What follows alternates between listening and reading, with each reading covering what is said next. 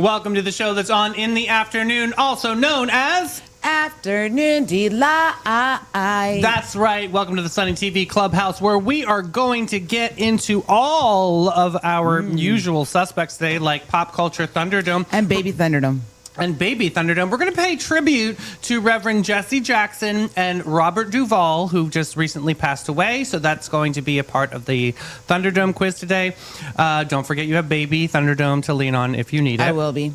No shame in that campaign. We've got Meme It or Leave It. Ooh, I've got a very extended Reddit rundown report today.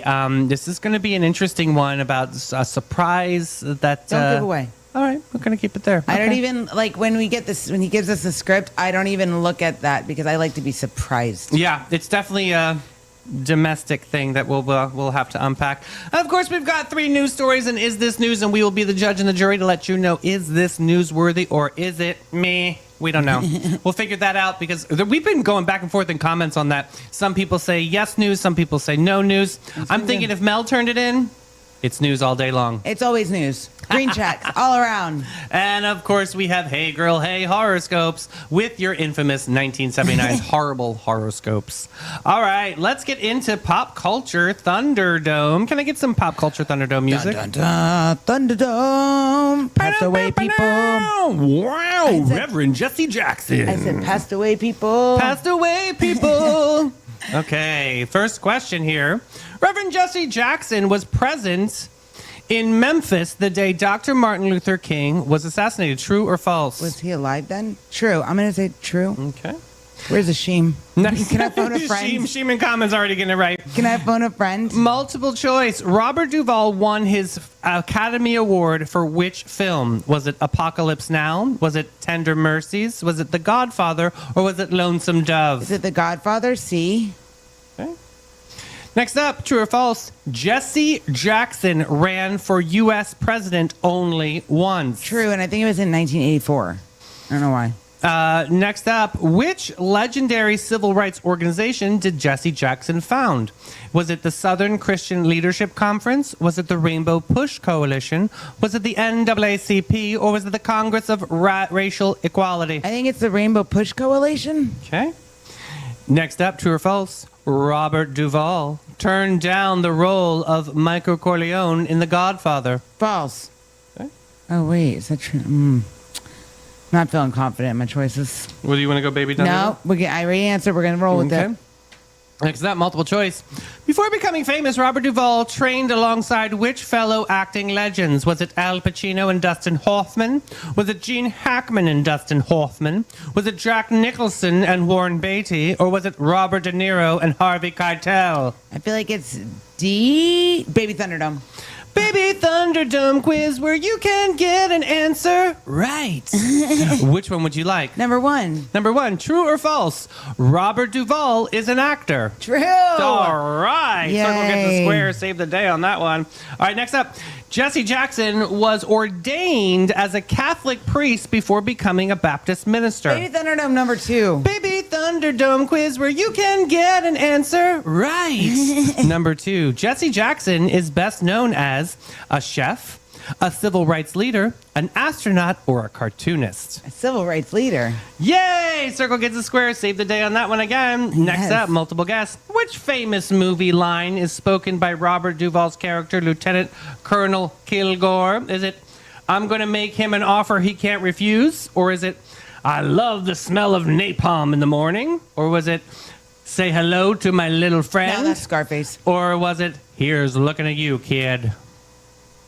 Baby Thunderdome number 3. Baby Thunderdome quiz where you can get an answer right. Number 3. Robert Duvall has been in movies. True or false? True. Correct. Saving the day, Baby Thunderdome.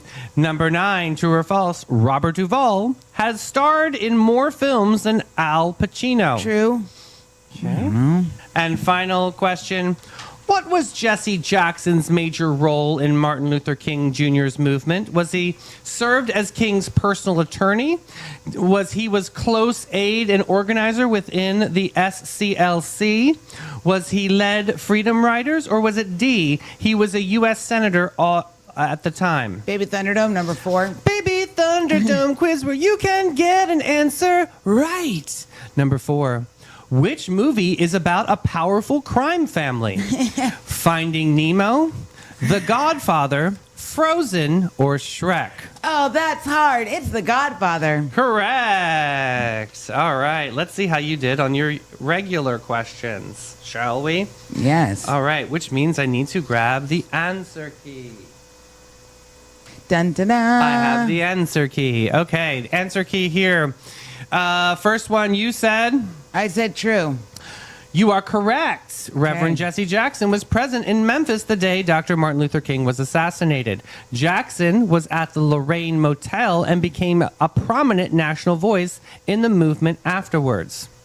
Okay, next up, what'd you say? I said see The Godfather. Wrong. Shit, it's The a lonesome dove. Wrong. Apocalypse Now. Wrong. Oh my God, beef tender. Chicken That tenders. is correct. He won Best Actor in 1984. You were right about the year for playing a washed-up country singer rebuilding his life. Tender Mercies. Oh, I call it chicken tenders. Chicken Tenders movie. All right. Next up, what did you say? True, and I said he ran in 1984. Wrong. Damn it. He ran twice. You are correct in 84, but also in twice. 88. And in 88, finished second in the Democratic primaries. Okay. Next up, what'd you say? B? Correct. Okay. Rainbow Push Coalition. I remember reading that on our script yesterday. So what it did, it merged two groups focused on economic equality and social justice. That's what he's really well known for. That's good to know. Next up, what'd you say? False? Correct. He was never offered Michael. He famously played Tom Hagen. Mm-hmm. Next up, what'd you say? Baby Thunderdome. Baby Thunderdome, but in the real world, what would you say? I was going to guess D. Wrong. Or C. Wrong. Okay, B. Correct. All three were once labeled least likely to succeed at the Pasadena Playhouse.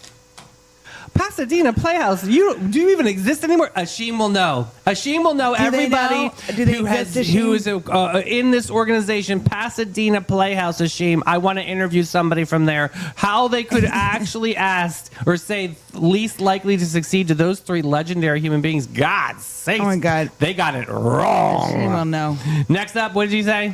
Baby Thunderdome it. Baby Thunderdome quiz. You got it right. All right. So what would you say? I'd say, I don't know why, but I feel like I'm going to say true. Wrong. It was false. He was always rooted in Baptist tradition. Next up, you did Baby Thunderdome again. Yes. If you were to guess, what would you say? I would say B. Yay! Okay. That is a very famous quote. I love the smell of napalm in the morning. Robert Duvall's character, Lieutenant Colonel Kilgore. Lieutenant The Dan. line became one of the most quoted in all of history. I don't know about that, please. I don't know that. All right, next up, you did Baby Thunderdome, but what would you say? I answered this one. I said true. Oh, you are correct. Duvall built one of the most prolific Hollywood careers with decades of steady work. Take that, Pasadena Playhouse. Yeah, seriously. And finally, what did you do? Baby Thunderdome it. But if you had to guess in the real world, what I would would you say? B. Correct. should- Jackson helped lead Operation Breadbasket. Oh, that sounds right up your alley. Yeah, it does. Focusing on economic empowerment. I feel like you 8. did. I got 8. Hey, that's a B. B Hey. students need love too. Listen, thanks to Baby Thunderdome for having my back. And Baby Thunderdome quiz where you can get an answer right. and now we go to Capybaras. Oh, we need to go to their Fluffy Cow Cafe too. Looking for your wild side with a gentle twist, Sonnies? Say hello to the Capybara Cafe, Florida's most unforgettable animal experience. Get up close and personal with capybaras, reptiles, and the cutest exotic creatures around, all while learning, laughing, and making a real impact. Every visit supports animal shelters, provides sustainability, and delivers educational magic for the whole fam. So don't just scroll, scurry over to thecapybaracafe.com and book your encounter now. The Capybara Cafe, where curiosity lives and your wild heart gets to roam. Well, friends. Now it comes to the point of the show where we go to meme it or leave it. And Yes. I've got some silly ones today. Like this first one. If I FaceTime you on Instagram, do God. not answer. I did it on accident and frantically trying to end the call. Welcome to my life. Why do they even have this option? Enough. Like, does anyone ever use that the option? problem is there's too many ways to get in touch with people now. It's so silly though that they have this like voice time like Yeah. moment, like, Done. and it happens all the time. And I Yeah. know when it's going on, like they didn't mean to do this. is so funny. All right, next up. Why are there Pop-Tarts but no Mom-Tarts? Because of the pastryarchy? Oh, stop. I love a good punny in the morning. I did that for you. That's hilarious. I did that for you. Yes. Next up, I'm anemic, she said unironically. Oh my God, stop it. Get it? Anemic, you don't have I love iron. one-liners. So punny today. Okay, studying abroad. We call them women now. Yes. That's funny. Not abroad. We I think call I'm them going to bring women that now. term back. Next up, people with pretty privilege. You mean the bourgeoisie. That's you. You're the bourgeoisie. I love it. Next up, I am significantly more pleasant when chips and salsa are present. That is true story. True story, really. True I like story. the I do salsas. love a chips and salsa. Next up, when you're so proud how far you can get your arm down a Pringles can, you get it tattooed. That's so funny. Every time I see this now, I'm going to think, oh, Pringles. that's how far you can get in the Oh my Pringles God, can. you got all the way in there. I'm going to use that as my pickup line. Yeah. All right, next up, when they unfriend you, oh, very sad. Anyway, Anyway, yeah. I don't really care. Next up, if you live to be 100, you should make up some fake reason why just to mess with people, like claim you ate a pine cone every single day. Yes. Yeah. I'm doing that. I ate a pine cone every single day. Yes. God sakes, ouch. And finally, the spelling bee judge says, your word is respect. And then I say, can you use it in a song? And then the spelling bee judge says, nice try. Yeah. R-E-S-P-C-T. That would be you. That's so funny. Speaking of me, is a place I like to be is at Ben & Jerry's. It's all for free. No, not today, but No. yeah. All right, Sonnies, let's be real. Some people chase sunsets, but the rest of us, we chase scoops. And nobody, I mean nobody, serves up good vibes like Ben & Jerry's St. Augustine on St. George Street. Here's the scoop within the scoop. Their catering team is legendary. They roll up cooler first and sprinkle happiness on everything. Weddings, birthdays, block parties, you name it. They don't just serve ice cream, they serve moments you'll never forget. So grab your people, grab your spoons, and head to Ben & Jerry's St. Augustine. Yeah. Addie's Reddit Rundown Report.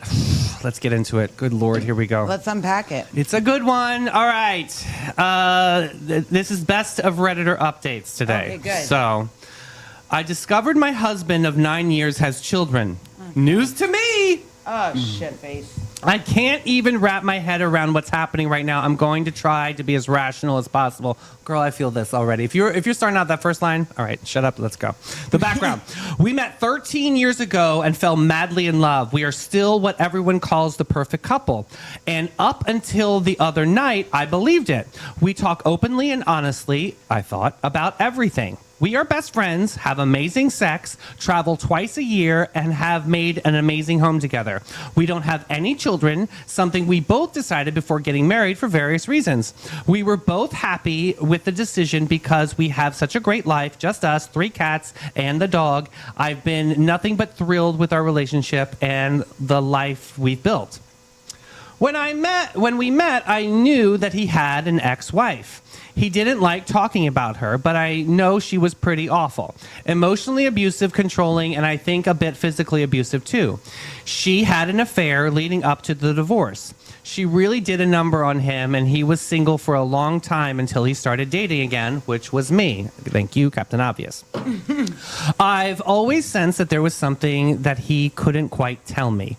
He's always been a cheerful guy around people, even me, but once I heard him crying in the shower, sometimes I'll come into a room and he'll just be staring at the wall looking absolutely depressed. When I talk to him, he'll say something sweet like he was just thinking about what his life would be if he never met me or if he lost me. I thought it was weird, but I don't think like that, but I believed in him because why wouldn't I? Then the truth comes out. Last weekend, we were at his family's house for a big family get-together. They do this all the time. He usually drinks when he's with his brother, but this time he was really putting them back.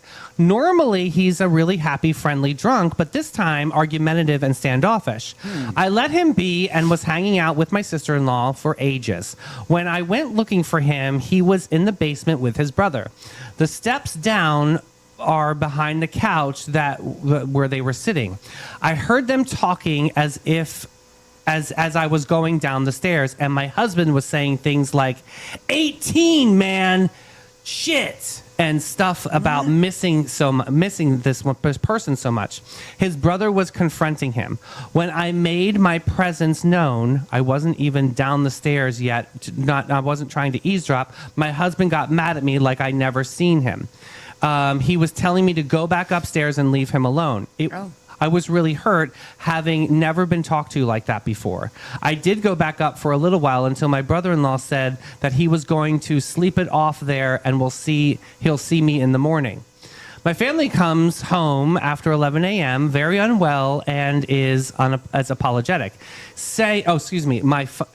My husband finally, she actually broke family. So my husband finally comes home after 11 a.m., very unwell and apologetic. Come on, David. Sorry. Saying he need to talk and to have a serious talk with me. I've been up since late last night freaking out. I know it seems weird, but we never have been apart at night. I think he's having an affair, wants a divorce, etc. He tells me that he had 2 children with his ex-wife. What? The son was 5 and the daughter was 2 when they got divorced. When the ex-wife decided to marry the guy she was having an affair with, she asked that my husband give up his rights and let her new husband adopt them. Is that even legal? Yeah. She said she threatened and manipulated him until he agreed. The story was really long, but that's the idea. We talked the whole day. I just can't understand. The children are not children anymore. The girl just turned 18. It was her birthday that night he got so drunk. The son is now 21. He wants to contact them now that they're grown and can get in touch with them without having to go through the mother. I don't know if that's even a good idea at this point. How could he give up his children? How could he allow someone so unstable to raise them? How could he lie to me for 13 years? It might be selfish, but I'm most upset about that. His family obviously knew, and I'm super close with them too. I don't know if I can trust him or them to lie about something like this so big for so long. He said it's because he was deeply ashamed. I don't think that's good enough. So what now? Well, that's a lot. I get she's pissed. I'd be pissed too. What do you mean you have kids? You didn't tell me. And then what? But I understand. I will say this. I understand with the way the ex-wife with the toxic behavior. That's a very nice way to put it. Yeah. I could see her basically like beating him up enough to where he's like finally like, fine, I'm done. Like just whatever. But I see her point too, where it's like, how could you do that? But you don't know what somebody else was going through at that point. Okay. But for him to reach out to the kids now, I don't know if that's a great idea either, because then he's going to have to answer them like, why did you not want us, Dad? And he's got to deal with the kids may not want anything to effing do with them. Absolutely. But my other question to you too is him not disclosing this information for 13 years, do you see that as a form of that was his business and it was Yes, because or do you think that's deception? I don't think it's a lie because he didn't say. I don't think it was a lie either. That's what I'm getting to. But here's the thing. I feel like whatever happened in my husband's previous marriage, because my husband was married before me, he has an ex-wife. I feel like whatever happened with them and that before I came into the picture, that's on them. Yeah. That's his past life. To be honest, I don't want to I don't want to deal with the things from his ex-wife, and sometimes it does trickle over into our lives. Right. And it's not fair to the other person that you married for that crap to happen. So I don't think he lied to her. I just think this was a past decision and it was a past circumstance. But I mean, she can be upset, but you can only be upset for so long because it's she wasn't a part of that narrative. You weren't even in the picture. Yeah, you weren't a part of that narrative. I agree with that. It's not about you. Yeah. Okay, so let's get to some updates. Yes. Maybe this will change a little bit of your perspective. So she says, it's been a pretty crazy week, and I wanted to share with those that have read the story. I've been dealing with my anger towards the situation. I can't say I'm over it, but really, it's been about a week and a half. We've talked and talked and talked, and while I still don't agree with his decision of keeping me in the dark, I'm trying to accept it. The whole giving up his kids makes me uncomfortable, and I haven't gotten much more explanation. But you don't need an explanation. It's not your business. But I can't even begin to put myself in that situation, so I'll have to take his word that he did what he had to do. I talked to his family as well. They don't know too much about Why this. would you do that? They don't know. Well, she felt like they were a safe space. They didn't know too much about the situation because him and his wife lived on the other side of the country. The wife didn't really like visiting them, and they were only invited over once after the children were born, 5 years. It wasn't a pleasant holiday, and all the family felt very uncomfortable. Apparently, they were not made to feel welcome by her. After finding out about my husband's children, he's felt like now he can make real efforts in trying to find them. The one main thing holding him back was not wanting to do something like this behind my back and being afraid to tell me. So he did some proper searching on Facebook, not just the area, but that they left him, but the whole entire country. He had to weed through lots of people, even contact some that weren't right, but he found the girl and she replied, and they spoke on the phone. They talked a long time, and here's what he learned. His son is in prison on drug-related charges. He is 1 year in on a 3-year sentence. She has a 2-year-old and is pregnant at 18 years old. Neither baby's fathers are in the picture.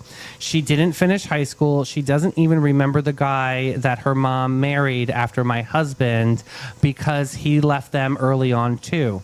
The mom was a single mother with men in and out all the time.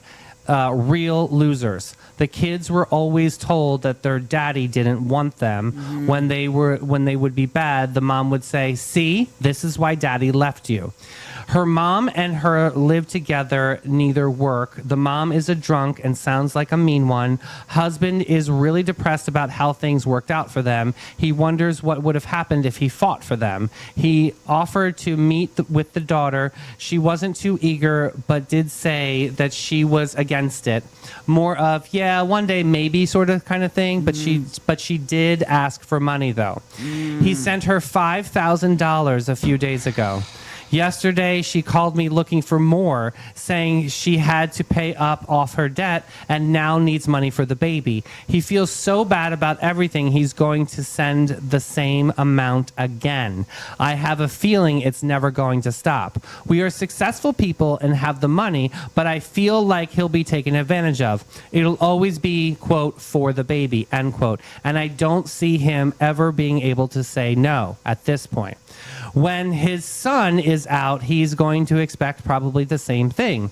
It's just something that he should be doing to make up for his mistakes. I feel like it's a subconscious. I don't want to be a horrible person here, but the whole thing makes me uncomfortable. I didn't sign up for kids and grandkids, and now our money is going to them. What the hell? You know what? Now I would be really pissed. Now I'd be really Okay, pissed. because the girl is now, you're an ATM, bro, and she's going to hang it over your head.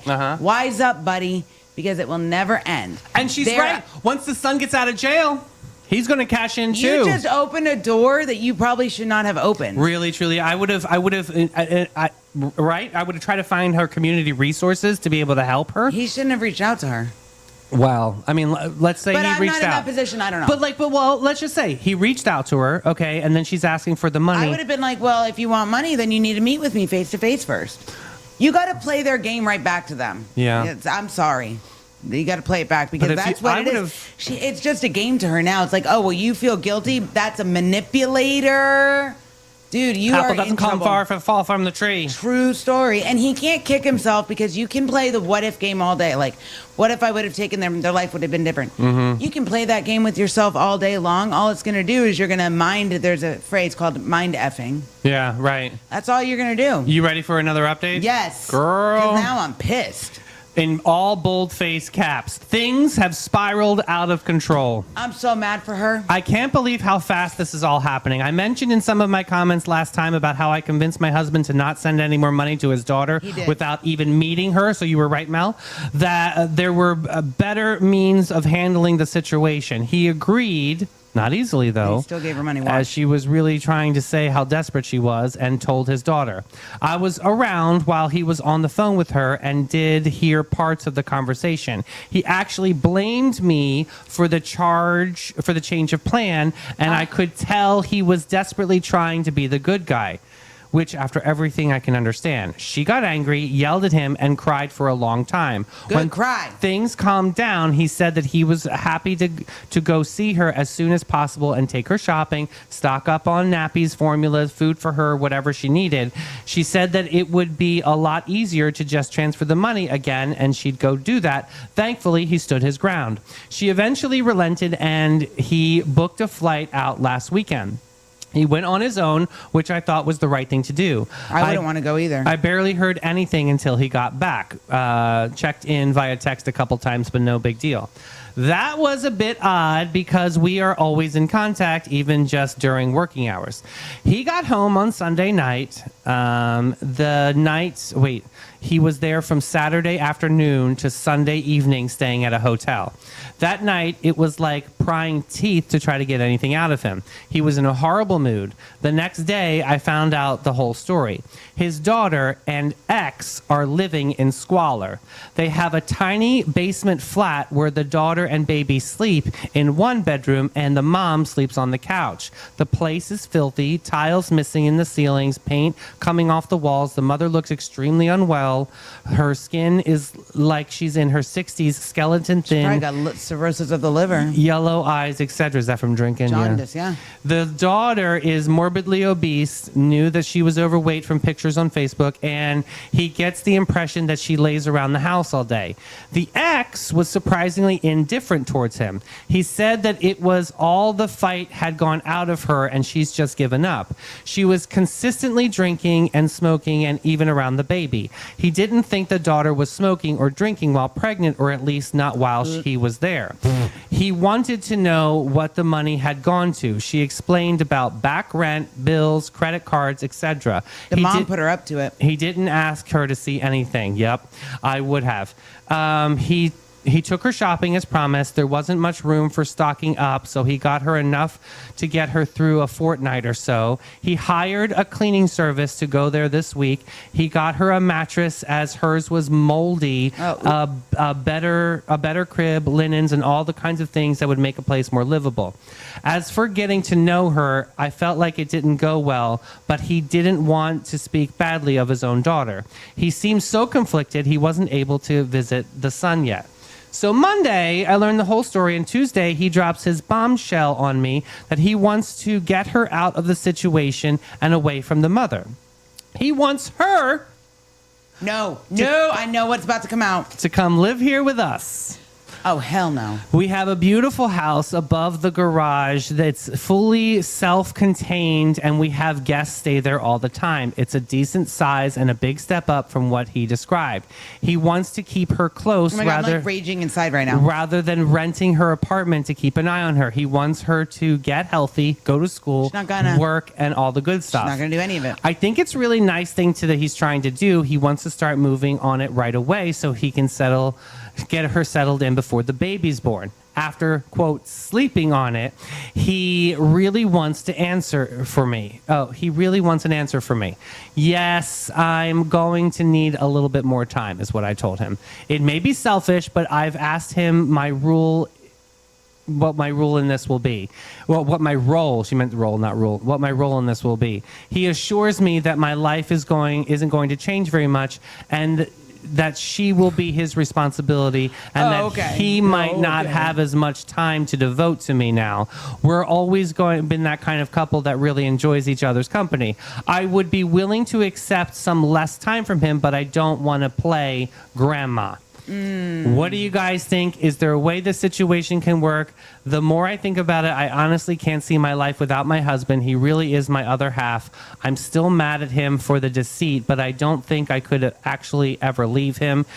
Taking on a mother-grandmother role, though, is something I really don't want for myself. I mean, if it's possible to have them living on the same property as me, having a relationship with my husband, but me, would that even work? Nope. Or do I just need to suck it up and expand my family? It's not going to work.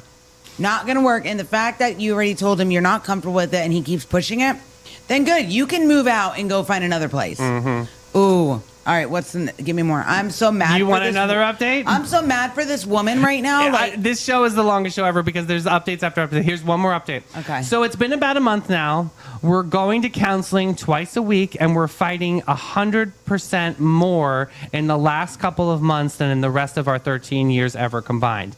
I was quite firm with him about not letting her move in with us and not sending cash. Good for I her. thought he should help her in other ways, like helping with baby supplies, tuition, and counseling. He was pretty adamant on getting her close by. We finally had an agreement that she and the baby could come visit for a week. That's not going to happen. That's Jesus. like I'm going to be quiet. Jesus, take the wheel. He wouldn't mention living with her yet, and it would be time to get a feel of how it could possibly work. He used the whole getting her her apartment cleaned and painted as a reason so pregnant her and the baby didn't have to be around the chemical and the paint fumes. She was reluctant and insisted that she'd be fine, but agreed. The mother stayed with her boyfriend. Oh, okay. The mother, the ex. The apartment was set up just for her. We borrowed his brother's baby stuff and baby-proofed the space. I made it a point to be open-minded and not judgmental because I know this girl has had a rough upbringing. That's not. She arrived on Saturday, about a week before the one passed. Husband picked her up from the airport. They came to the main house first, husband carrying the baby in suitcase. She hardly mumbled hello when I greeted her and didn't even look at me. She was looking all over the house with almost a sneer. I was showing her all around while in the kitchen. Before I had a chance to offer her something, she just opens up the fridge. I thought, that's strange, but let it go. She asked, "Where's the Coke?"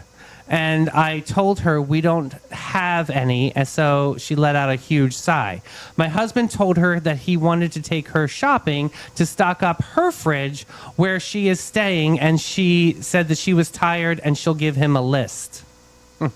After this, she goes up to the apartment for a rest. Husband runs off to go get the list of junk food that she's given him. He gets to come for dinner hours later. I made the dinner for us that night. I didn't cook like I would for my husband and myself because we typically eat very healthy, and I know it's not everyone's taste. I figure you can't go wrong with meat and 3 vegetables. I was wrong. She looked at the food like I put roadkill on the table. After much prying about how she prefers, there was a lot of quote, doesn't matter and whatevs. She listed off things like sausage rolls. She likes pies. She likes fried fish. She likes French fries or only carry-out foods. Husband offered to get her something, which she accepted. As soon as he left, she said that she was going back to her space. I was okay with this. The rest of the week was mostly her being in the apartment. Here are some things that happened. I'm trying my best to be unbiased, but it probably won't come out that way. Screaming baby most nights. My husband went to help once if he could see if she had headphones. Laying on the bed with the baby, was in the crib, was still spoiled, blah, blah, blah. On 2 occasions, the motion lights went on, so I looked outside. Guys went going up into the apartment. Who knows how long they've been there. It wasn't the same guy on multiple occasions. Husband gets to take carry out for every single meal that we have. She'd eat it, but said KFC was so much better than my fried chicken. Husband sat down with her to have a serious talk about her future and how he'd help with schooling and work. She laughed and said, "I'm a mother. That is a job, and school isn't going to help me do that." She firmly believes that she has a duty to take care of living support of her family, and it's perfectly acceptable to live off the dole. She didn't clean up after herself Oh my God, at all. I'm like- I know, this is a laundry list, right? She went over to check on, when he went over to check on her, food containers everywhere, and it stunk like baby crap. She turned down every attempt to go out and do anything. It was her first time in this city that people come from all over the world to see. She left a hamper of dirty clothes outside my front door. The only thing that didn't have her in her apartment was a laundry. I didn't think that she needed it for a week, but she asked if she could use it. I put them back in front of her door unwashed and never heard more about it. She refused meeting my husband's family, or AKA her grandparents, her uncle, aunts, and cousins, and I found my husband crying one night after bringing her food. Well, she went home this past weekend. She knows that there's an open offer for her to get her life on track with schooling, counseling, finding work, etc. She doesn't want any of it. He was mostly pushing for counseling, hoping the rest will flow. She thinks it's absolutely ridiculous and won't consider it. We had a great time cleaning out the apartment after weeks of dirty diapers. We've had a good week. I think we can finally move past this with the help of a therapist. We have such a great life together, and I was afraid it would come crumbling down. It seems like it's more manageable now. I know there will be more drama to come, though. The son is refusing any communication. Woo! That was a long one. Ooh. What do you think? I think the daughter's never going to change. She's going to stay that way for the rest of her life. Because if you want to change, you can. But to change your life completely, it's really hard. And people don't like to do hard things. No, she's a very poor me, Yep, she'll stay poor there. me another. And he's being her sucker. So until he realizes it, it's not going to change. But that I give his wife a lot of credit. She said, screw this. Boy, she had a lot of patience in this, I've got to say. More than me. Yeah, I would have been done with this too. I would have been like, no, I'm not here to like clean up your mistakes. And you know, I'm glad that like nothing happened with her like house like robbed or anything. That's the first thing I thought. I thought so too. Like she was sizing it up to like figure it out. Then those mysterious men going in and out. Trash. Really, really trash panda. Yeah, I'm glad. Well, in the sense that I don't want any contact with you. Good for him. Yeah, it's like Do you really want to he's deal on with his that? own journey. I don't know. That's a hot mess in a No. hand roll. But what's not a hot mess, we can just go to Panache and get a glow up. Yes. Please, I need it. I feel dirty after that. Every guest, every time. Since 1987, Panache opened its doors to be a cut above the rest. Their mission at Panache is to care for their team, their guests, and community from scalp to soul and bring the joy to the world one service at a time. The Panache difference is their carefully chosen and highly trained staff there to exceed your expectations. The same goes for their elegant salon space, dedicated to guest comfort and devotion to innovation and artistry. They're focused on making your day and continually raising the bar by aligning with Aveda's mission. You gotta get Panache.com and get with it, boo. That one was serious. That was a serious one. Serious. I can't believe they stayed together. I'm glad they did though in the end. Well, I'll tell you what, he should have not reached out to them. Like growing up around someone like Yeah. that. And I will tell you, the kids made their decision what kind of life they want to be. I And think they it was obviously the wanted guilt, to go after them. The guilt was just killing him. But that's not enough excuse, I guess. Anyway, let's get into Is This News? We got 3 news stories in front of us, and we are going to be the judge and the jury to find out, is this news? All right, this first one. Chili's Chill Vault, freezing flora for future feasts. Oh, wow, All alliteration. right. Picture this, deep in the desert where the rain is as rare as polite honk in New York City. Chile has built a botanical Fort Knox. The Intasi Seed Bank is stashing away 4,600 plant species, nearly half found nowhere else on Earth. In a freezer set to Arctic tundra, it's like Mother Nature's backdrop drive, ensuring that if climate change throws a tantrum, we've got the green goods to reboot. So the next time you sip Chilean wine or enjoy a fresh salad, remember there's a frosty vault in the desert keeping your greens green. All right, Sonny. So let's talk seeds. Not the kind you accidentally spill in your purse, but the kind that could save humanity. This seed bank isn't just a freezer. It's a climate-resistant treasure chest. So it's a way to keep things going, even if, like, max climate happens and things get destroyed. Look, we lost the dinosaurs. Where are the dinosaurs at, they're right? gone. They gone. So I'm saying if I say we this are is preserving some seeds so that we know that we can grow some kale. Ew, I don't even like kale. I love kale. It's so gross. So good for you. I like escargots. News. News. All right, next one up. Save the seeds. Save the seeds, damn it. All right. Community jam session. Seaside Town saves its youth center. I'm not going No, to say it. we're not gathering today. I'm not going to say it. Skip it. All right. Alexa, skip. In this place in England, most economically challenged seaside towns, the last remaining youth center, the place where young people gather, create, learn, and just be themselves, was about to be auctioned off. But about 15 months of rolling up the sleeves and campaigning, the community fundraising and sheer wheel of approximately $675,000 of a government grant from Pride in Place program swooped in like a superhero with a checkbook. Pie Factory Music, the charity that's been running the center for 13 years, now owns the building outright. This means a permanent home for youth services, music, counseling, creative workshops, employment help, and so much more. It's literally the space where young people find belonging, support, and their own voices is staying put. It's not just a win. This is a win with the community soundtrack, and the encore is just the beginning. All right. So I know what you're thinking. A youth center, really, Mel? But listen, this story is huge for real world reasons. The center was the last dedicated youth space in Ramsgate, a town where gaps in youth services have been linked to higher mental health challenges. The youth. And fewer safe places for kids to grow. Pie Factory Music doesn't just play tunes. It provides counseling, life skills, employment advice, refuge support, and creative arts programs. Helping people. Yes, drilled towards kids and adults. So, it's Saved by the Bell? Nah. Saved by collective effort. Yes. They just made this may be the first major grant awarded under the new Pride in Place regeneration program. Meaning Ramsgate just set a precedence for other towns to follow. So do you think it's important for towns like this to have a creative outlet in space? Absolutely. This really does remind me of the Hastings Library. Yeah. And when we learned a little bit about the history, it's not just a library where this building with a bunch of books. It's really a community center where people pay the light bill. People they go for spiritual guidance. Internet. Yeah, or networking moments. They, like you said, they have the internet.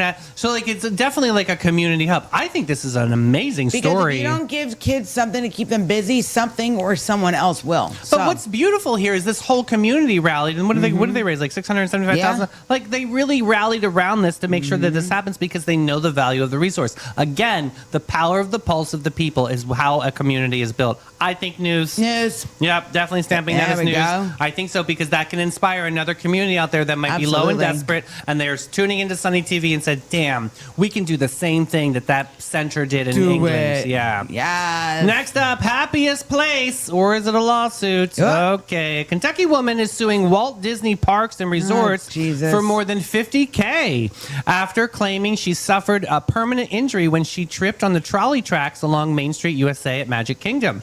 According to the lawsuit, her foot got caught in the embedded steel rails. So it's their fault you can't walk careful or pick your feet up when you're walking? It's their fault? She said Disney failed to properly warn guests of the dangerous conditions or keep the walkway reasonably Where's safe. common sense, David? Now Disney is politely but firmly waving a giant foam finger that says, "Not so fast." Nah.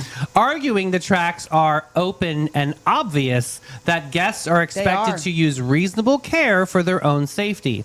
So here we are. One side says negligence, the other says, what were you talking about? And watch where you're walking. Meanwhile, somewhere Mickey is whispering, "Please keep your arms and legs and litigation inside the ride at all times." Guys, it's all fun and games until the trolley tracks clap back. The only thing tripping at Disney should be your step count. I mean, look up, Brenda. Don't be texting and walking. I'm so sick of it. The world. I think this is a reach. I think this is definitely somebody Yes. trying to get attention and trying to get an easy payout from a corporation. You're a lazy walker. Yeah, You're definitely. sliding your feet along. I hate to say Lazy. it. I'm thinking not news because No. I don't want to give this woman any more attention than Girl, she already bye. got. Sit Yeah. all the way down. I 50 need a cents coming for you. little wine from Bin 39. Sounds nice about 39, the hidden gem of downtown St. Augustine since 2016. This is your secret getaway to a fabulous time. It's tucked away inside the lobby of the St. George Inn, and this charming spot boasts a courtyard setting that's straight out of a dream at the north end of St. George Street. Their wine collection features over 85 unique gems, is a journey into the extraordinary. You'll find wines from both small and large producers. They're open daily from 8 to 8 and Thursday to Sunday from 1 to 7. You got to check them out. Bin 39. All right, let's finish out today with Hey Girl, Hey horoscopes. We got 3 on deck today. We got Virgo, we got Libra, and we've got me, Scorpio. Okay? Oh, no. All right, first up, Virgo. Virgo, this week's vibe is your refinement is your art. Perfection is not required. Your motivational quote is done is better than perfect. Yeah. I release what I cannot control. Oh. All right, 1979's horrible horoscopes for Virgo.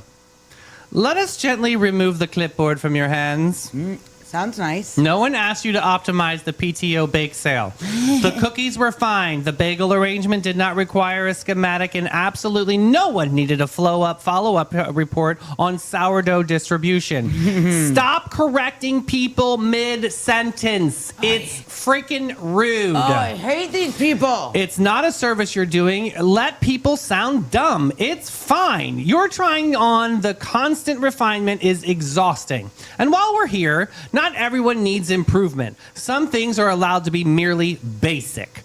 Your standards are too high. Your compulsion to manage every moving part is higher. At this point, people are beginning to tense up, making them constipated. Let us discuss control, or they will have to wear Depends. You call it preparedness. God. Others experience it as anal retentive inspections. Yeah, you're getting a little bit too much They're there. coming for you. Libra, you fair and just bastards. Here we go. Harmony Curator, balance returns when you stop negotiating with the chaos. You need to try romantic structured outfits. Your motivational quote is, clarity is kindness. Oh my God. All right, a 1979 horoscope. The only thing you guys want anyway. Yep. Your indecision is no longer a personality quirk. It's a full-scale hostage situation. Pick a lane. Oh, I hate wishy-washy people. If you say, 'em. I'm fine with whatever, understand this, you have officially surrendered all rights to sigh dramatically later. The buffet of options is not your stage of existential theater. Also, calling it keeping the peace is adorable, but what you're actually doing is dodging discomfort and hoping clarity shows up with the snacks. Oop, hashtag true story. True story. Yes. Scorpio. All right, this Here you week's go. vibe is your depth is powerful. Use it to transform, not to intimidate. Power is quiet. You release control and allow trust. 1979 horrible horoscopes for Scorpio. Here we go. Let's skip the theatrics. You already know the answer. You just prefer the dramatic miniseries you produce inside your head. Stop treating every silence like it is evidence in primetime crime special.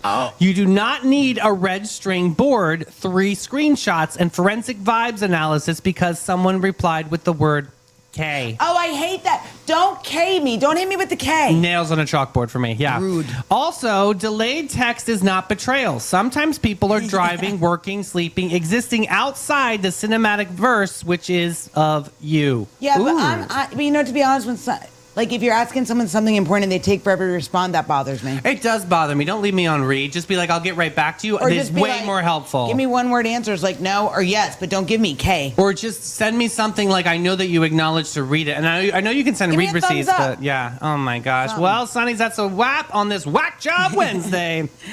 We chilled, we thrilled, we laughed, we thrived, and most importantly, We survived. we absolutely did. God bless America. We will be back tomorrow morning. 9 a.m. So excited, and we will jump into all of this and more. Hit that share button. We love you guys so much for tuning in. Bye, guys. Sonnies.